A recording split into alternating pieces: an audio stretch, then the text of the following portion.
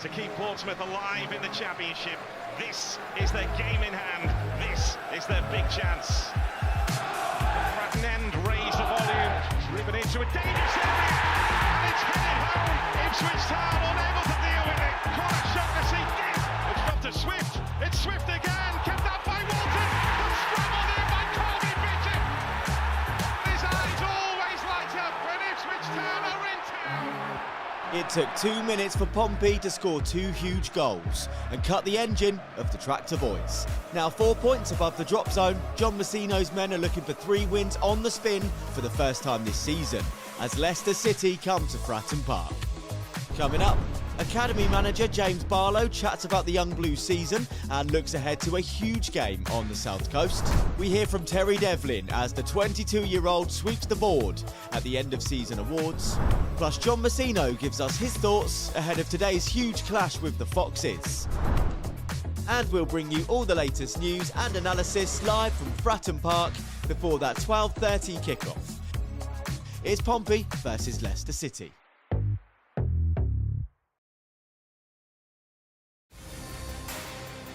Here is your starting 11 that will take on Leicester City at Fratton Park this afternoon. 2 changes from Tuesday night's victory over Ipswich. Connor Chaplin replaces John Swift as the 10.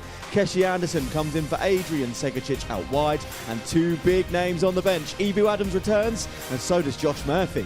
He's in the squad for the first time in 2026. As for Leicester City, 3 changes to the side, beaten by Swansea last time out in a must-win game for them. Jakub Stodosic has been dropped by Gary Rowett, with Asmir Begovic, the former Pompey goalkeeper, brought in between the sticks. Hamza Chowdhury starts in midfield, with Oliver Skip dropping out, and Bobby De Cordova-Reid replaces Divine Mukasa in attacking midfield. So welcome to Fratton Park and to Pompey Plus. After 2 huge results, could today be the day that Pompey take a giant step towards championship safety? Hello, if you're watching us on social media, be aware though the feed will end just ahead of kickoff. So if you want to stick around with us for the afternoon, head over to Pompey Plus and pick up your match pass. Remember, coverage will depend on your region.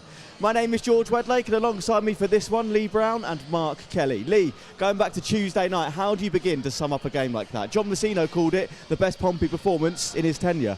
Yeah, no, a fantastic performance, and it was needed, to be honest with you. It's put Portsmouth in a fantastic position going into today's game, you know, but you see from the first minute to the last, really, the determination on the lads was incredible, you know, and some fantastic finishing, some die-hard defending, especially towards the end there, you know, and credit to the boys, they turned it on just at the right time.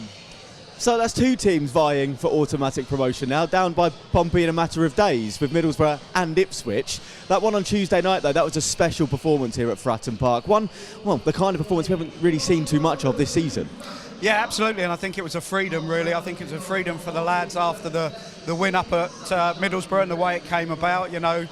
Hit Connor Chaplin's foot, what goes in, but sometimes you just need that little bit of luck, bit of momentum to push a season on. You know, Browner will tell you that, you know, sometimes seasons can go, it's a weird thing, they can go along, and then you get one bit of luck, one bounce, and all of a sudden you're off and running, and that on Tuesday night was certainly a bounce from what happened Saturday, for sure. And it was Connor shocked to see that opened the score sheet, doing what he does best. He always crops up with these big-time goals, these crucial goals in very important moments. Yeah, he seems to have the knack of scoring them goals. You know, I think we've missed him a little bit this year with injuries and stuff, especially them goals at set pieces. You see the threat that he brings into the box. You know, Kels, there are look, his movement to get away from the defender, just to wriggle away, and how many times do you see it? Defenders get in that position, they head it over the bar or they head it wide, but he heads it down, the right thing to do, heads it down towards goal, and what a finish, you know. But he's a real threat from set pieces, and I think we've missed that this year. Yeah, and you can see how much it meant to him after as well, Mark, that celebration. 100%, but I'm sure, you know, I'm sure McKenna's had a little look at that and his staff. You've got a centre forward trying to mark a centre half in the box, you know. Yeah. I know it's one of them, but surely you go defender to defender, centre half to centre half, because you know what a threat he is. And I'm sure McKenna's probably looking at it thinking, why did I match it up that way? But great for us. Real determination, gets on the end of it, puts us 1-0 up. And also, it's been a long time coming, but we talked before the game about Colby Bishop scoring more goals against Ipswich than any other player in the league currently, in the Football League. And if that could give him any confidence or not in that game. seem to have worked. Yeah, absolutely. Listen, when you have got stats like that in your head and you know it is, you do go into those kind of games in a certain way when you know you've always had the luck and where you are. It's a great ball from Dazelle there, to be fair. First strike, not so great, and there he is to pick it up. Typical goalkeeper, goal scorer's opportunity. It drops for him, gets on the second phase, and puts it in the back of the net. But that's what you want from him. You want him in and around them areas. What I would say, after he scored that goal, you immediately see his confidence rise in the game. You know, he was winning flick-ons, he was bringing the ball more into play. You see a real change in him. Straight after the goal, I see it for the last. His whole overall game increased. So confidence is a massive thing in football, and I think you see straight after the goal, his game definitely elevated. So let's take a look at the other games going on over the weekend then. Coventry finally getting over the line and confirming their place in the Premier League after drawing to Blackburn last night. But 9 other games in play today away from Fratton Park. Let's have a look at those now. One to keep an eye on. Also a 12:30 kick-off today is Derby County versus Oxford United. And then we can see the rest of the 3 o'clock games there. And more to keep an eye on. Preston North End host West Brom. And Sheffield Wednesday go up against Charlton Athletic. Lee, let's turn to today's opposition then. Leicester. A team that it's fair to say are pretty low on confidence right now. Yeah, I think so. Look, they brought in Gary Rowett. Thought they'd have a little bit of a bounce, but he's come in, they've won 1 game in 10, you know. I think they've drawn quite a bit of 6. I see something in the press that he actually questioned their fight and spirit in the week, you know. And I feel like as a player, when a manager questions that, it's a problem. I feel like that is the most disrespectful thing you can do. I get when you perform badly or you're not as good as that, but when someone questions your spirit and your desire and your fight to survive, I think he said something along the lines of there weren't no fight, it was sort of a nothing performance. They basically give up, you know. As a player hearing that, I feel like you can't be insulted anymore. Tell me I'm wrong, Kels, but you can question the technical side of the game, but as a player, if someone's questioning your fighting spirit, I feel like there's something wrong. So they might get a reaction today, I don't know, but I see that in the week and I just thought, if the manager's questioning that, they must be really low. So in a moment then we'll take a deeper dive into today's team news, but first let's get a reminder of an incredible Tuesday night under the lights and hear from Regan Paul. I think that was right up there, to be honest. I think, yeah, we thoroughly deserve that. I think we've been hard done by quite a bit here this season. We haven't got what we deserve, but I think tonight we thoroughly deserve that. I think it's credit to the group. We were low after QPR. We had a, you know, it's really hard to pick yourself up from a defeat like that, but we knew what this group was capable of. We knew we had to pick ourselves quickly, and we've certainly done that. We've been top draw since the international break, but job's not done. You know, we can beat anyone in this league, and I think we showed that tonight and showed it on the weekend. You know, 2 of the best teams in the division. And listen, they were 2 very different games. It was a bit of a smash and grab on the weekend, but tonight I feel like we thoroughly deserve. We had the better chances. We limited them to next to nothing. So, and that is one of the best, if not the best team in the league. So, it was just we're in a good space at the minute. We've got a lot of belief. We have changed a little bit in the way we're playing. We're going a little bit longer, using Colby a little bit more, and I think it suits us. You know, he's a real handful up there, but we're getting the ball up there when it drops. That's when we're playing our football, and I think it shows in the results. We've been hard done by quite a lot this year, and we haven't given them the fans a lot to cheer about, and I think they thoroughly deserve the last 2 games for their hard work and sticking with us all season. I think we knew that we were capable of that tonight, but we haven't produced it enough this season. We've been so close to I think West Brom was probably the performance of the season here at Fratton. So we knew that we could do it, but we just haven't got the first goal and kicked us on. Whereas tonight we got the first goal quite early, and we kicked on from there. And I really think, if you look at Seggs' header in the second half, that could have been 3-0, and we could have went on more and got more. Devlin for Pompey, looks for Bishop, who does eventually get the ball. Here's Swift, Pompey outside the penalty area, and Swift looking to the left for Williams. He'll want it back on his right foot, Williams. He'll hit it, and it's going to go just wide. Goal kick. Did he think it was a corner? Sure. In towards the near post, heads go up. Pompey win the first one, edge of the box. Volley is brilliantly struck, but wide. Involved in that relegation battle as they can, and Pompey are 1 win away from bringing Charlton into it, and Pompey are trying to break forward here. Good from Miliani. Shot from distance. Oh, great effort. Over the bar. Kicked by Walsh. Anderson, Pompey corner 0-0. Yeah, it's a decent strike from him. Gazelle in there. To deliver this one, left-footed, deep towards the far post, heads go up and it's finished! Portsmouth have scored! What a shot to see! He's just too strong! A Segacic corner! Over to the dead ball line. Lays it off back. Gazelle can clip it to the far post where it's nodded down for Pack and Swift again! Great save, Bishop! It's into the net! It's 2-0 to Pompey! Colby Bishop loves scoring against Ipswich! He's providing width. That's a lovely pass to Millie Ali, 20 yards out, and Ali into the penalty area. Segacic is wide! A really good chance to make it 2-0. John Swift, though, who is now putting his coat on. Well, that's a good bit of control, and Pompey are retreating. And here's Eggley. This is really dangerous. Eggley's shot is wide. Good chance. Trying to stop it. Philogene with good footwork. Trying to go around the outside of Devlin. Goes back. There's 3 players at the far post. That's where it's headed. Nodded down and up in the air and over the bar. Somehow from. So from Tuesday night to today's team news then, 2 changes from that victory over Ipswich. Connor Chaplin replaces John Swift as the 10.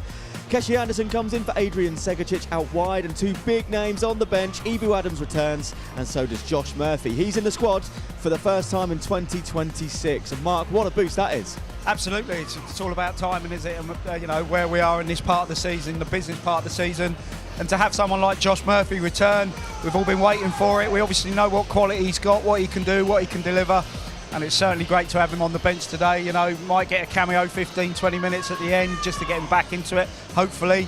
And we know how he can change a game within 1 minute. Yes, so Connor Chaplin was unable to play in midweek due to Ipswich being his parent club. John Swift filled in as the 10, put in a really good shift, but today Connor Chaplin takes that spot back. A bit of a headache for John there. Yeah, absolutely. Well, it's a great headache, isn't it? You know, you want players that are fighting for positions. That's exactly what you want. Swifty, it's been great for him because it's given him a little bit of freedom, that 10 role, where, you know, in midfield we haven't seen him do as well, but that 10 role gives him a freedom to play, and he's done it really, really well. But obviously Connor on the back end of scoring that goal, lifting himself, getting that bit of confidence, he obviously wants to get back in. You know, Oxford, he had to get changed. You know, with the sending off, he had to get off the pitch after 17 minutes. So there's a frustration for him today. Go out and score again. Go get that momentum going for yourself. And Keshi Anderson comes in for Adrian Segacic. Segacic played well as well on Tuesday night, getting the assist as well from the corner for Connor Shotnessy's goal, but can't seem to really cement his place in that team at the moment. Absolutely, but you know, we saw how much impact Anderson's had here. You know, certainly with his pace, his quality, his strengths, and his delivery. So again, just great headaches to have, George, all over the place. You want competition, and now they've got Murphy back. They're all looking over their shoulders, so that's an even added advantage for John. So do we think it's going to be Anderson on the right to start with and Ali on the left, or will they change that as they go through? Listen, I think they'll start that way. They might have, they might switch it around every now and again, but I think that's the way they'll start. Yeah. And Lee, going to Pompey's back 4 today of Devlin on the right, Paul and Shotnessy in the middle, Williams on the left. That's what we started with on Tuesday. They were outstanding. We could have gave man of the match to any one of those 4 on Tuesday. They really stood up to the test. Devlin, as you know, puts in a shift week in, week out. Regan Paul and Connor Shotnessy, they're almost in competition with each other of how many challenges they can make and blocks they could get in there. And Williams, I think that was his best performance in a Pompey shirt this season as well. So there's obviously a reason why John's just gone with the same back 4 again. Yeah, and rightly so. You know, as a player, you always say you play well, you keep your shirt, you know. So especially as a defender there, you're fighting for your lives a little bit. Defenders are so different to attackers. You defend, you throw your body on the line, and that's what they did on Tuesday night for sure. All 4 of them could have done really well, could have been man of the match, all 4 of them, you know. And I thought, as you said, Williams on Tuesday was fantastic, and probably his best performance, especially being at left back. You know, it's all so unfamiliar, but even Swanson, you know, they both done it really well. To adapt to go that side of the pitch and do as well as they have done is a really tough task, and I think they've both adapted really, really well. We did give Connor Shotnessy man of the match on Tuesday. He starts again today. He played 90 minutes against Ipswich in midweek. John Messino's talked about having to manage his minutes now during this latter stage of the season. How do you know, did you see him coming straight back in today, or do you think they would try someone else there today, or was that always his position after the performance on Tuesday? I think you've got to start. I think you've got to go with your back 4, the way that they performed and what they're doing. You know, we'll see as it goes on how much legs he's got in it, but you know, if you think about a win today, a win this afternoon, what that actually does and what it delivers, you know, you're near enough getting out of that problem situation. So there's still work to be done, and I'm sure John and the staff are thinking, you know, I need my solid crew in there, and a solid back four is very, very difficult to change because you just want to keep that consistency going. But it's something that Lee said, and I think we got to home in on it, that Rowett, you know, after the QPR game, I know they were hurting, you know, we let in 6 and where it was. But I know, talking to Doyle rang me and said, look, you know, it's disappointing where we are. But everything was in the change room, and that's exactly what Lee's saying. When you go public as a manager and, you know, really start to bash, you know, you've got to be really careful. You're crossing lines, to be honest, and you know, Rowett's taken a bit of a chance, because to try and lift players like that when they're coming in, you know, it goes one way or another. But it's just a pat on the back for John, really, because sometimes when it's going bad, you just got to get in that change room, lock your door, and get talking to your players and leave the world outside. And I think he's done that, and I think we can see what's coming off the back end of it. Yeah, and Ebu Adams on the bench today. He's been missing for the past few weeks. That's another boost, isn't it? And you talked earlier about players looking over their shoulder. There's competition in the squad for places now. Marlon Pack and Dazal in the middle, they've been performing outstanding lately. I mean, again, there's competition now building up in these places, and that's what you want to see going into these last few very important games. Yeah, absolutely. And, you know, Adams we had on the gantry, didn't we? You know, you could see his disappointment with being out. He's come in. He's done excellently, to be fair to him. You know, he's given another dimension to that midfield. He's a bit more solid. He'll put himself around. He'll go and win the ball. He gives opportunities to others. And listen, those are the types of players you always need in your change rooms. We saw it with Paul. Paul's been so consistent and just throwing his body on the line, blocking stuff. Adams is exactly the same. You need them across the spine of your team for sure. And it's great that he's in and around it again. So let's get a quick injury update then. Gustavo Caballero felt his groin last week in the game against Middlesbrough, so there's a chance we'll see him back for the clash against Stoke towards the end of the month. Lee, I think we could all remember your commentary when Caballero scored against Millwall, when he showed his speed, but no doubt he's become quite popular with the fans. They like watching him play because they never quite know what he's going to do next, and he's grown into the Championship. That game against Middlesbrough, arguably his best in a Pompey shirt. Yeah, we always said, you know, when he first come in, he's going to take a little bit of time to adapt to the Championship. Just everything around it, coming, new city, new house, moving in general takes a bit of time, you know. So we always knew it was going to take a little bit of time, but he's certainly grown. You know, the goal against Millwall, we all say he's quick, but Jesus, honestly, it was like someone carried him. But look, I've watched him a couple of times now, and he's really got a change of pace. For me, I'd like to see him get at players more when he's got the ball. He does like to play the 1-2 and then run in off the defender's shoulder, which also works. But he's so quick. He's so quick, and that's what scares defenders. You know, as a fullback, you see a quick winger like that, and it immediately puts you on the back foot. You know, so yeah, look. Hopefully he continues to improve, but he's certainly bedded himself into the Championship. How was your hamstrings have been chasing that one, Browner? That's what Kimmy's scared. That's why I went rogue on the thing. I thought, Jesus Christ. But no, I was lucky I was sitting up there and not chasing him. But no, look, every defender would be the same, you know. It puts you immediately on the back foot, especially when he stays wide and then runs in off the angle behind the fullback. It's a real problem to handle. But I think what's interesting is we're using him the right way now. We're playing balls in front of him. Although he's South American, he's not a jinky South American winger. No. He likes to run. So don't play it to his feet. Put it into areas so he can go chasing, and you'll get something off the back end of it. So that's the Pompey team dissected. Let's move on to today's opposition, the Foxes, and see how they line up. 3 changes for them today, starting with the keeper, Asmir Begovic, a very familiar face around these parts, Lee Brown. Look, it's a familiar face, a good steady goalkeeper, you know, so we know what you're going to get out of Begovic in goal, you know, a nice steady experienced goalkeeper, you know, so they've got experience across the whole of the back line, really. You look at Vestergaard 33, Lascelles 32, you've got Ricardo Pereira 32, so you've got some experience in the back line. But what I would say, they've conceded a lot of goals this year, you know, they've conceded 64 goals, probably the worst other than Sheffield Wednesday on conceding goals. So I know they've got experience, but as we all know, when you start getting over that 30 mark and you're 32, 33, are you as mobile as what you used to be? You're not, you know, as much as you don't want to admit it, it's just the reality of it. So it's definitely something Portsmouth can exploit today in the back line. But obviously on the flip side, they do score goals as well, you know. I think they've scored, 54 goals this year, so there's still definitely a force up front as well. Yeah, so you've got Jordan James, he's on 10 this season. Abdul Fatawu, who's got 9 goals, 7 assists as well. He's definitely a player to look out for. Jordan Ayew and Patson Daka, they're both on 6, so they've got depth in that goal scoring department. Yeah, all across that front line, they've got goals and assists. You look at Fatawu, who's got 9 goals and 7 assists. He's a winger.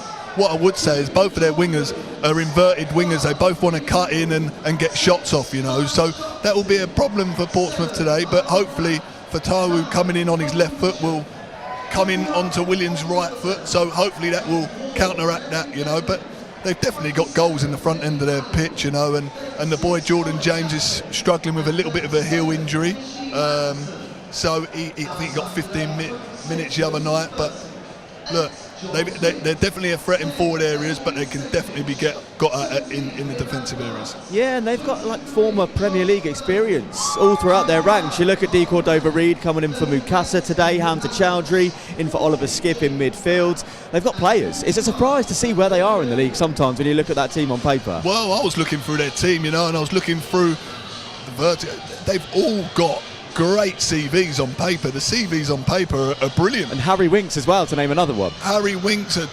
Tottenham. You've got the boy Skipp, who's come through Tottenham and played with Tottenham. So you've got Reid at Fulham. You go through all their team, the whole back four, Lascelles, Vertigard and Pereira. They played for Leicester for years in the Premier League, so they've got experience. That is one thing they have got, but something ain't right at the moment, so they're not. They're at the bottom of the league for a reason. So as we say, you do it in training every week. You go, the older lads be the young lads, and they've got all the experience. But there's just something. You got to have more than just a little bit of experience. I know I shouldn't be saying that. I don't need a deal no more. I wouldn't be saying that if I needed a deal. but you need the mobility. You need the hunger. When you're 23, 24, you've got that hunger, you've got that purpose. When you come in to the back end of your career and you've played in the Premier League, are you bored of it like you're down in the Championship? Have you still got that same hunger? I'm not sure. Okay, well, we hope not today. Yeah. We'll come on to that in a moment, though. So we've heard from our pundits. Get in touch with your thoughts today. We want to hear your views on today's teams, your score predictions as well. We can't take your calls, but send us your messages, your pictures, your videos, voice notes, everything else to us via WhatsApp. 07457 413 694 is the number, or you can scan that QR code on screen. And on X, it's at Pompey. So let's hear from John Messino now then. He spoke to the press on Wednesday and began by discussing Tuesday night's result. Yeah, I think first of all, the 3 points was big for us. The most important thing last night was to try and take 3 points. I think with the context of the game, the opposition, the squad strength I think the Ipswich have and how good they've been. I think they've been on a very, very good run of form as well in the league. They beat a very good Norwich side at Carrow Road on Saturday. And yeah, so for us to be able to do that was really pleasing. We've tried to be as aggressive as possible throughout the season. Sometimes, whether it's been opposition or personnel, it hasn't always been the case. We have to take it game by game in terms of what we think is going to suit us and what we think is going to suit playing against certain sides. And when we're at Fratton and we have sort of the team that we want to have, and we've got everybody firing on the same page and understanding their jobs, and I think it's a bit of an easier thing to do. So there's that factor, and then off the back of it, Ipswich pressed us well, so we do look to play and we look to split and play. If sides press us, then we're not going to try and play out from the back relentlessly. I thought we put together some very good moves higher up the pitch, which is absolutely fine, and when we did settle the ball down and played at the back, I thought we looked competent as well. So yeah, it's just about getting the right mix, I think, between the two. My take on Leicester over the past 6 to 8 weeks, they have been unlucky in a lot of the games that they've played. That's backed up by all of the underlying stats. It's backed up by what we've seen when we've watched them. So they're an extremely dangerous side. We'll have to raise our game again because it's a different beast, a different animal that's coming to Fratton Park. One now that's scrapping for survival, and that brings a different level of importance, I think, to the game for everybody. But I think the only thing we can do is try and have that mentality where we take a lot of confidence from the game Tuesday. It doesn't spill over into arrogance or thinking that we've cracked it or thinking that we've done enough to do the job already, because it's far from done. There's a huge amount of work to do, and all we have to do is try and approach it in the same manner that we've approached the last 4 games. A lot of the perceived tiredness can just be exactly that. It can just be in the mind. These players are incredibly fit now. We've played a lot of Saturday, Tuesday, Saturday games, and for my money, whereas last year we'd struggled on the 3rd game of the 3, and not just in terms of results. I thought we'd always look jaded and probably didn't quite look fit enough. I don't think that's been the case at all. There hasn't been a single game we've played, which is the 3rd of the week this year, where I think we've let ourselves down physically. The Wrexham game's the biggest example I can think of, where we went Charlton, Millwall, Wrexham, all 3 away from home, long trip up to Wrexham, and yeah, we lost the game, but I thought we looked really physically fit in the second half. We came here to Hull at home after that. We looked very, very strong as the game went on, so I don't think that's going to be an issue. And at this stage of the season, with 4 games to play, players have just got to dig in and find as much as they can. Yeah. The running and the amount of energy you have can be affected by what you get back from the stands. It was evident to me last night how much energy we took from the entire stadium when it gets going. It's always been the case whenever we've properly got ourselves going, whether it's on a Saturday or particularly Tuesday nights. For some reason, they have a different effect. I think it gives everyone an extra 10%, so hopefully we have that on Saturday as well. John Messino there, now from one manager to another, as the Pompey Academy gear up for a very important game at the end of the season. Their gaffer, James Barlow, joins us live on the Pompey Plus balcony. James, how are you doing? I'm very well, thank you. Thank you for having me. No worries, thanks for coming up. We'll talk about that game on the 25th a bit later on. You've been involved in the academy for a while, recently promoted to manager in January. How have you found the step up? How have you enjoyed the new role so far? The new role's been great. Having been here 6 years already, I think it's been seamless in terms of taking on the roles and responsibilities of the academy manager. I've had some great tutorage across from Kells, from Greg Miller from the last couple of years, and just what's enabled this to be more seamless as the connectivity between all the departments that we've got at the club, and has just allowed me to step in and just take on the role. So talk us through the season so far then. It feels like it's more competitive out there now than ever. We're having a right go at it, I can't complain. So as I alluded to the other day to all our staff, all I really care about is us being who we are as Portsmouth, being competitive against Southampton, Brighton, Chelsea, Fulham, all the teams around us, but not looking over our shoulders to what they're doing, but really concentrating on our processes. So what does success look like to you then as academy manager? Because obviously you want to win games, you want to see that confidence in your young players, but also learning from mistakes is such a key part of developing as a player, isn't it? Yeah, I think we have a responsibility as an academy to teach who we are as an academy, and if you look over obviously across our shoulder here, nurturing the identity of who we are as Portsmouth, the culture that they're going into, the heritage that they're associated with. So I think outside of anything, if we can connect the community, the fans and everyone to the academy, that's a massive success for us, and then football looks after itself after that. So we've seen Tayo Singer break into the first team at moments this season, scoring against Reading in the Carabao Cup first round, signing his first professional contract. The rest of the lads in the academy, when they see that kind of thing happening, what kind of boost does that give them? It's incredible to see Tayo, as we were against Reading, hitting the front post with that header. It provides inspiration, it allows shared experiences and memories for them, as we see here, that he will always remember that moment. And credit to Tayo, where he's gone and played nearly 40 plus games in senior football this year and 20 plus goals. All the credit's down to him really, where he's allowed himself to be humble and really graft to try and get that contract, and he's given himself the best chances to what's next. And Brandon Downey as well, getting a call up to the under-19s Northern Ireland squad. Again, for the rest of the players, that must be such an inspiration that they could one day be making that step up to international football. International football for everyone is such a proud moment, and I think for Brandon, the learnings he can take from that tour coming back into our group is something that we really welcome. Bringing that experience from international football back into the changing room, those experiences, and hopefully that could enable him to be more of a leader in our changing room and our group moving forward. And just for him, what an incredible moment for his family as well. Yeah, Mark, you've been heavily involved in the academy here over the years, including signing our guest who's on the balcony today. It's another young man that I brought in many moons ago. Was it 7 years ago? 7 years ago. So, responsibility's quite big now, stepped up. What's the first things you're going to look at as the new boss? What do you want to try and create? I think we have to try and create a shared purpose as to why everyone works for Portsmouth. The first thing for me is to probably take stock, pause and celebrate the little successes that's happening across the academy.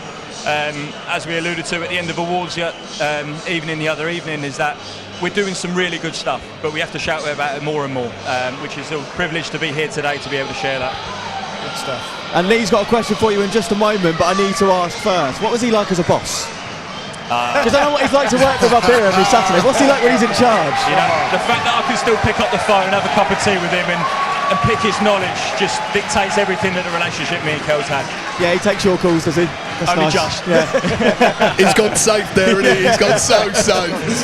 No, James, what I'd like to ask, I know George is going to touch on it a bit later about the cup final next week, is it's just how you manage these young lads going into a big game like that, really, because I feel like the young guys can get really hyped, but it's just about keeping them calm, because in football I feel like controlling them emotions puts you in good stead for their future careers. It's just how you go about keeping them calm but keeping them focused at the same time.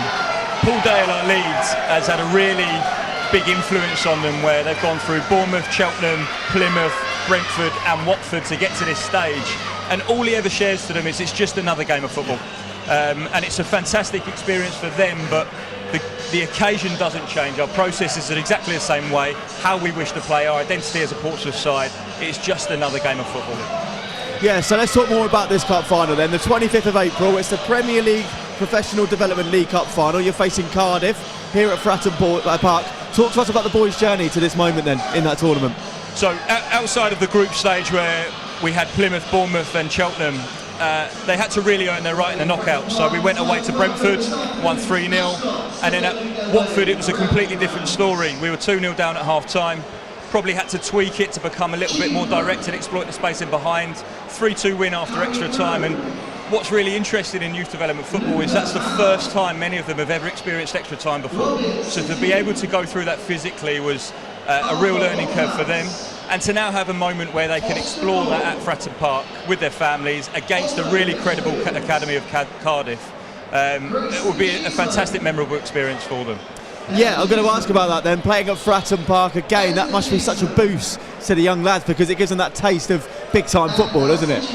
And people across the world of football always talk about Fratton Park, of how iconic it is. It's the church of the city. It's almost religious and tribal to many people, having an island mentality. It's something that no one can take away from those lads anymore.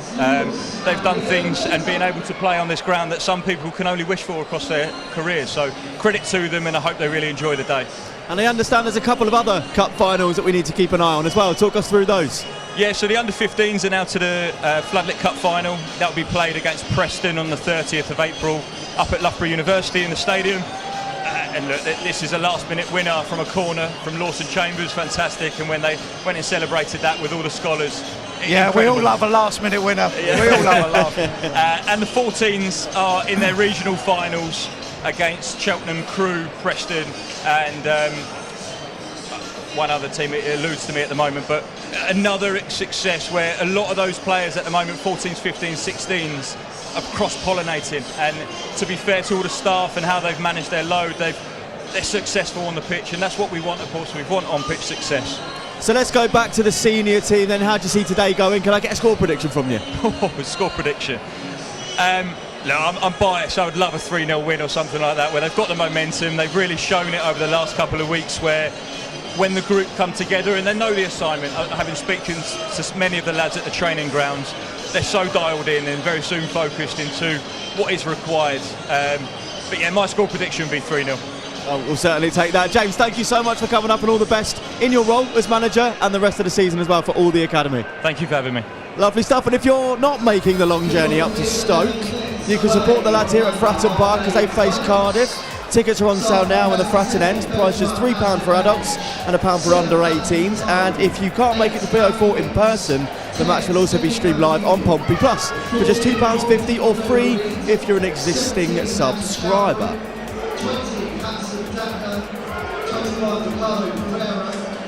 So Wednesday night saw Pompey's end of season awards dinner, and in the end it was the man that plays everywhere that won everything. 6 Jordan James, 9 Jordan High. So Terry Devlin picks up Player of the Season. Award voted for by the fans and players Player of the Season, plus Goal of the Season for this stunning strike against Charlton. So let's hear from the man who made a clean sweep at Wednesday night's awards and the Women's Player of the Season, centre-back Hannah Cohn.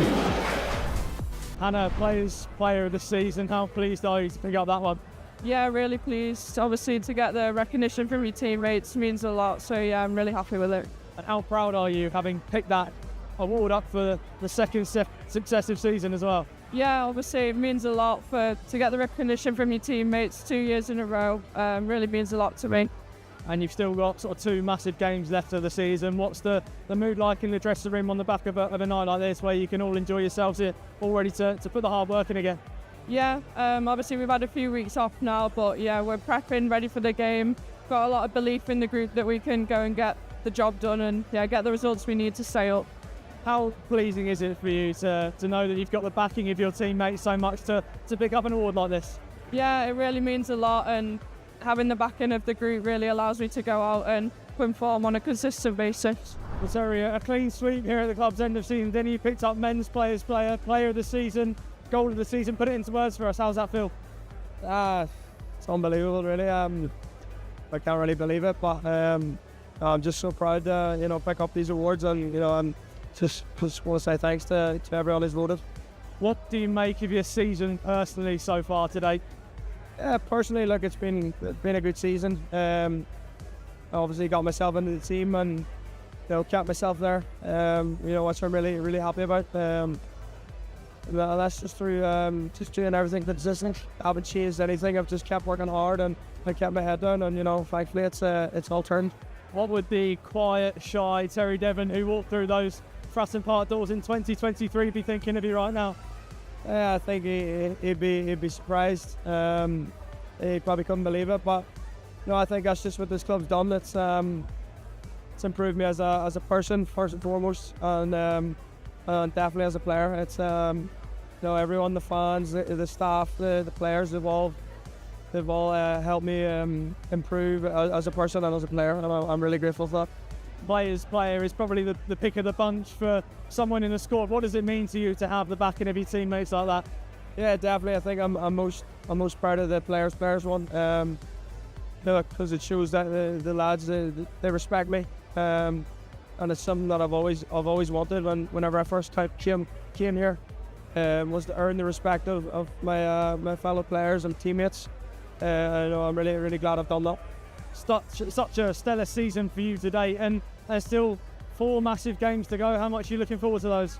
Yeah, look, I can't wait to finish this season. Obviously off the back of 2 massive wins against Middlesbrough and Ipswich. So I just can't wait to get out of Fratton on Saturday, and I know it's going to be an electric atmosphere. So congratulations to Terry Devlin on his clean sweep on awards night. But Mark, did you ever have back in your day playing here glamorous awards dues like that with very handsome hosts? No, not a thing. Wasn't a thing back then, George. We used to just go out and have a bit of a drink at the end of the season. That was it. That's the way it went. But no, listen, it's great because it just brings everyone together. It's a good process. So yeah. And to be fair, the young man deserves every accolade because he's been consistent. I know how much work he's been doing on the training ground. He worked a lot with Zesh on his IDPs, on his personal development. He come in, he wasn't the polished article. He's had a lot to work on and improve. And listen, it's been a massive season for him, and he deserves all the accolades for sure. So not long to go until kick-off this afternoon. It's hard to even compare this side to the one that lost 6-1 to QPR. It feels like there's just been a complete shift in mentality, in the way they're playing as a unit, as a team, those individual performances. What do you put that down to? Because it's only been a few weeks. Conversation. The fact that, you get back into a change room, as I said, I knew where they were, I knew the conversations that were going on, some of the coaching staff talking to them. Everybody was hurting, and sometimes, when you have a low performance like that, there's only one way to go, and if the players can get in and gather and sort themselves out and really back each other, which you can really see. The interesting thing, Shaughnessy and Paul the other night, I saw about 10 slaps on the back, 10 pats on the back, clearing balls off the line. That's exactly what you need when you're having a run in and you're in a bit of a relegation battle, and they've timed it absolutely perfectly to deliver what they've needed to deliver and the way they've gone. And if you look at the form table over the last 5 games, Pompey are sat in 9th, Leicester in 22nd. We've seen Pompey put in some really good performances and pick up some massive results against the top sides in the league, and not necessarily back it up against the teams lower down at points this season. Yeah, I think you've summed it up in a nutshell, really. It's easy for players to raise their game against top teams, you know. They always know it's going to be a hard game, so they just do that little bit more preparation. There's just something more in it when you know you're playing against a top side. The thing for me is, I feel like players get complacent when they play against lower teams, but for a day today, for a game like today, when there's so much at stake, there's no way. They've got to prepare right, and you'd like to think they're up for it today, especially with this crowd. Yeah, Mark, if Pompey win this today, Leicester cannot mathematically catch them now in the league. How much motivation does that give both sides? Everything. It's all on today again. This is where we are. As I say, one thing we don't want to happen here today at Fratton Park is they get their last minute winner, do you know what I mean? And that puts their momentum going forwards. We've just got to do a really professional job this afternoon and make sure we don't lose this game of football, because that really pushes them and that keeps them in the problem area. So we need to get something out of this game for sure. And Lee, we've already discussed the defence in midweek were rock solid. We saw quality in attack as well. We need to bring that level of performance here into today's game, don't we? Look, if the boys perform like they performed on Tuesday night, there won't be a problem here tonight. But it's backing that performance up now again. They backed it up from Saturday onto Tuesday and took that momentum. But now they've got to take the momentum from Tuesday into today. And it's going to be a tough ask, you know, 3 games in a week, especially for the older boys like Marlon there. It's going to be tough to keep them same energy levels. But for one thing for sure, this crowd behind you will give you a good chance. So the players are emerging from the tunnel onto the hallowed turf here in PO4. Let's soak up some of this famous Fratton Park atmosphere.